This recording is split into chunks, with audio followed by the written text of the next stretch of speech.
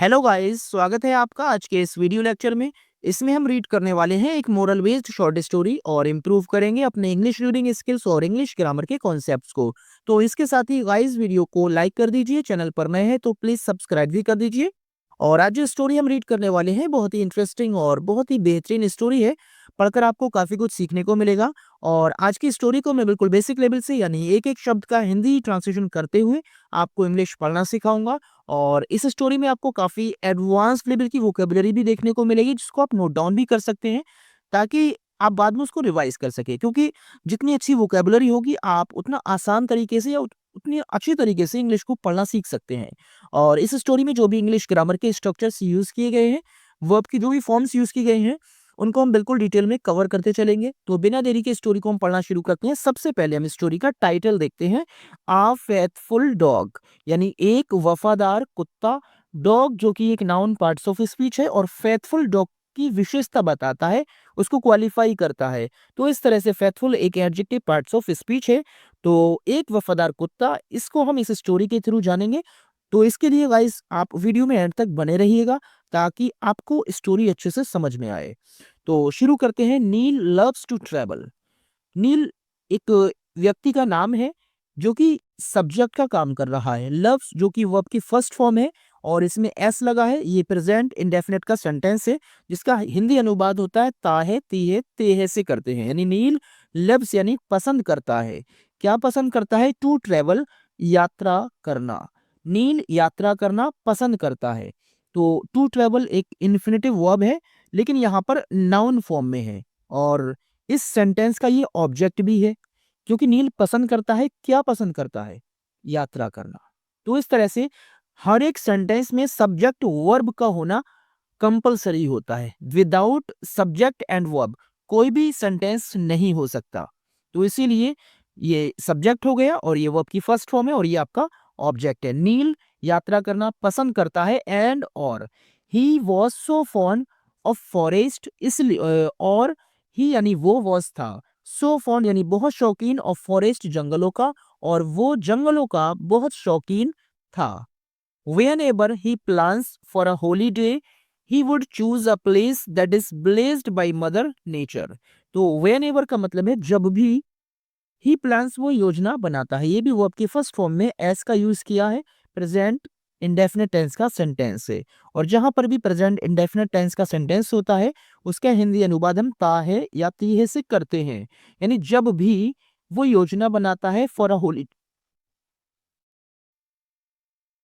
यानी छुट्टी की। तो जब भी वो एक छुट्टी की योजना बनाता है, ही यानी वो, वुड चूज यानी चुनता है, अ प्लेस यानी एक ऐसा स्थान, that is blessed by mother nature यानी जिस जगह पर या जो जिसको ब्लेस किया जाता है बाय मदर नेचर यानी मातृ स्वभाव से। यानी वो जब भी किसी छुट्टी की योजना बनाता है तो वो ऐसे स्थान को चुनता है जिसमें मातृ स्वभाव भरा हुआ होता है। To celebrate his son's second birthday, he decided to stay and enjoy the celebration in woods located at the lap of a mountain. तो to celebrate यानी मनाने के लिए his sons अपने बेटे के second birthday यानी दूसरे जन्मदिन को, ही डिसाइडेड उसने फैसला किया, ये वर्ब की सेकंड फॉर्म है।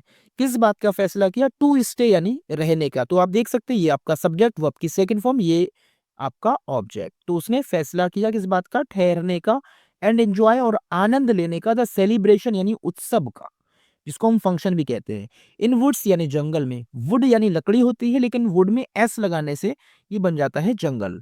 लोकेटेड यानी जो बसा हुआ था।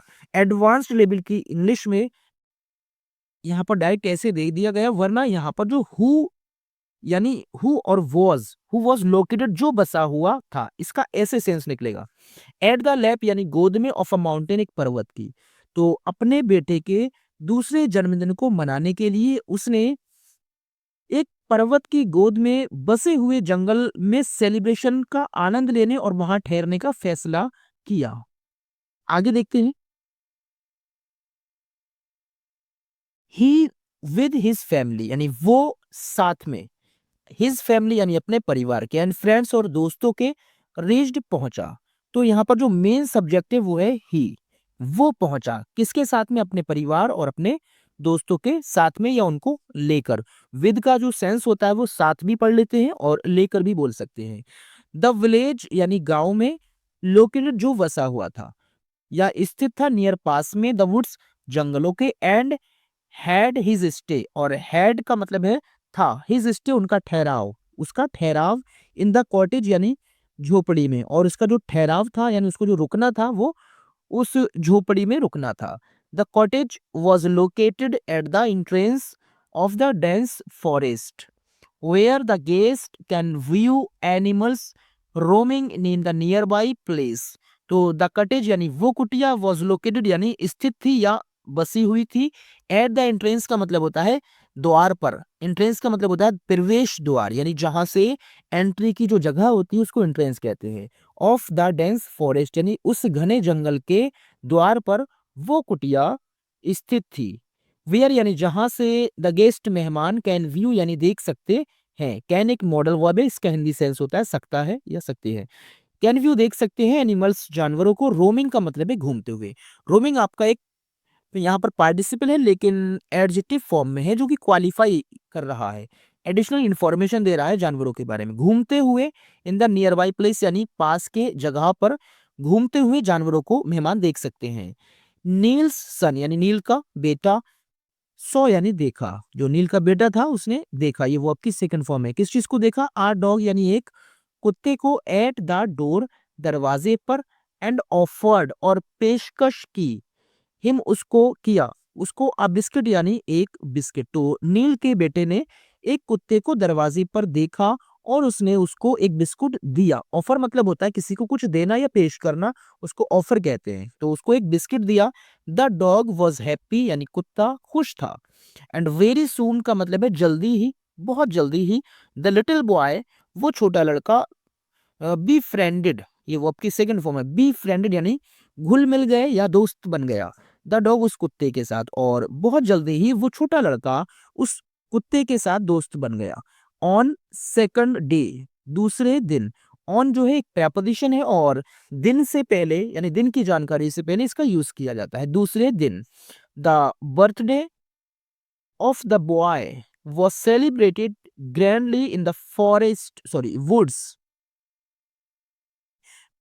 within beautiful nature। तो दूसरे दिन द बर्थडे जन्मदिन ऑफ द बॉय उस लड़के का was सेलिब्रेटेड मनाया गया। ये वर्स के बाद वर्ब की थर्ड फॉर्म यानी पास्ट इंडेफिनिट टेंस का ये पैसिव वॉइस है। ग्रैंडली का मतलब होता है शानदार तरीके से। इन द वुड्स यानी जंगल में। विद इन का मतलब है में, विद इन यानी में। ब्यूटीफुल नेचर यानी सुंदर प्रकृति। तो दूसरे दिन उस लड़के का जन्मदिन उस सुंदर प्रकृति में जंगल में बहुत शानदार तरीके से मनाया गया। The dog did not leave the boy even for a minute and they both Beckham close pulse.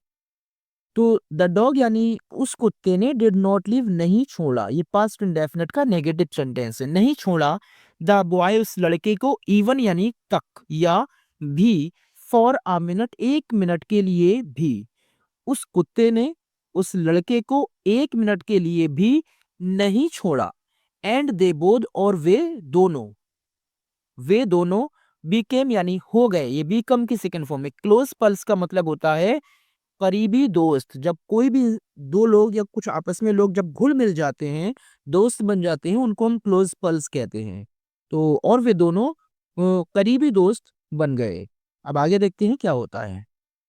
The next day यानी अगले दिन, नील, हिज वाइफ एंड अदर्स और दूसरे लोगों ने, डिसाइडेड यानी फैसला किया, टू गो जानने का, फॉर हंटिंग का मतलब है शिकार के लिए। यहाँ पर जो हंटिंग है वो एक जेरेंड फॉर्म में है, नाउन का काम कर रहा है। तो अगले दिन नील और उसकी पत्नी और दूसरे जो भी साथ में लोग थे उन्होंने जंगल में शिकार के लिए जाने का फैसला किया। एंड अरेंज्ड और प्रबंध किया यानी इंतजाम किया। बेबी सिटर, बेबी सिटर कहते हैं जो पहले के जमाने में दाई हुआ करती थी, यानी जो बच्चों की देखभाल करने वाली औरतें होती हैं उनको बेबी सिटर कहा जाता है। और एक बेबी सिटर का इंतजाम किया। टू टेक केयर का मतलब होता है देखभाल करने के लिए। ऑफ द लिटिल यानी उस छोटे लड़के की, वो जो छोटा लड़का था उसकी। फॉर के लिए हाफ आ डे यानी आधा दिन। अगले दिन नील, उसकी पत्नी और दूसरे लोगों ने जंगल में शिकार करने जाने का फैसला किया और उस लड़के के लिए, उस छोटे लड़के के लिए आधे दिन के लिए देखभाल करने के लिए एक बेबी सिटर का इंतजाम किया। After 3 hours, all the elders returned to the cottage and they seemed very tired. After 3 hours का मतलब है 3 घंटे के बाद में। All the elders यानी सभी जो बड़े लोग थे उम्र में, एल्डर का मतलब होता है जो उम्र में बड़ा होता है फैमिली के अंदर, और सभी जो बड़े बड़े लोग थे रिटर्न यानी वापस लौट आए, ये वो आपकी सेकंड फॉर्म है। टू द कॉटेज यानी झोपड़ी में, एंड दे और वे सीम्ड लगते थे वेरी टायर्ड बहुत थके हुए। यहाँ पर जो टायर्ड है वो दे के लिए बोला गया है, एडजेक्टिव पार्ट्स ऑफ स्पीच, और भी बहुत थके हुए लगते थे। The dog saw Neil and others, it rush to them and licked Neil's shoes. The dog कुत्ते ने सॉ यानी देखा नील को, एंड अदर्स और दूसरे लोगों को, इट रश्ड वो तेजी से दौड़ा। रैन मीन्स दौड़ना होता है, लेकिन रश्ड जो होता है ना, रश्ड, तो इसका मतलब होता है जब कोई जल्दबाजी में या तेजी में दौड़ता है। वो तेजी से दौड़ा टू देम उनके पास में, एंड लिक्ड और चाटा नील्स के यानी नील्स यानी नील के शूज यानी जूतों को। कुत्ते ने नील को देखा और दूसरे लोगों को, तो वो उनकी तरफ बहुत तेजी के साथ दौड़ा और नील के जूतों को चाटने लगा। द कॉटेज वॉज ओपन यानी कुटिया जो थी, जो झोपड़ी थी, वो खुली हुई थी। कैसी थी? खुली हुई थी। तो ये एडजेक्टिव पार्ट्स ऑफ स्पीच है। नोबडी वॉज देयर, कोई नहीं। नोबडी का मतलब होता है कोई नहीं, वॉज था देयर वहां, और वहां कोई नहीं था। तो नील्स वाइफ यानी नील की पत्नी, वॉज यानी थी, शॉक्ड का मतलब होता है हैरान। कौन सा पार्ट्स ऑफ स्पीच है? एडजेक्टिव। नील की पत्नी हैरान थी टू सी देखकर द ब्लड स्टेन्स। स्टेन्स को आप नोट डाउन कर सकते हैं। स्टेन्स का मतलब होता है धब्बे, खून के जो निशान बने हुए थे, जगह जगह जो खून पड़ा हुआ था उसको कहते हैं द ब्लड स्टेन्स, यानी खून के धब्बों को देखकर नील की पत्नी हैरान थी। इन द डॉग्स माउथ यानी कुत्ते के मुंह में, एंड शी शाउटेड और वो चिल्लाई। All of them thought that the dog has killed Neil's little boy. यानी सभी ने, all of them यानी वो जितने भी लोग थे, तो उन सभी ने thought यानी सोचा। ये think की सेकंड फॉर्म है। क्या सोचा? that यानी की, जो कि कंजक्शन यानी कनेक्टर का काम करता है। द डॉग यानी उस कुत्ते ने हैज किल्ड मार दिया है, ये प्रेजेंट परफेक्ट टेंस का सेंटेंस है। मार दिया है नील के लिटिल बॉय छोटे लड़के को। उन सभी ने ये सोचा कि कुत्ते ने नील के छोटे लड़के को मार दिया है। Everyone was shocked to see the blood spattered mouth and started to lash the dog. तो हर कोई, एवरीवन का मतलब होता है हर कोई, वॉज शॉक्ड यानी हैरान था, टू सी देखकर, द ब्लड स्पैटर्ड माउथ का मतलब होता है खून से लथपथ मुंह को। जो कुत्ते का जो खून से सना हुआ मुंह था, यानी मुंह पर जो खून लगा हुआ था, तो खून से लथपथ मुंह को देखकर हर कोई हैरान था। एंड स्टार्टेड शुरू किया, टू लैश का मतलब है पिटाई लगाना। द डॉग कुत्ते की, the dog screamed in pen. कुत्ता स्क्रीम्ड का मतलब है चीखा, इन पेन का मतलब है दर्द से। Neel hit the dog with his gun, यानी नील ने हिट यानी मारा द डॉग कुत्ते को, विद यानी से, हिज गन अपनी बंदूक से, एंड इट वाज वाउंडेड और वो घायल हो गया था। बैडली यानी बुरी तरह से घायल हो गया था। अब देखिए आगे क्या होता है इस स्टोरी में।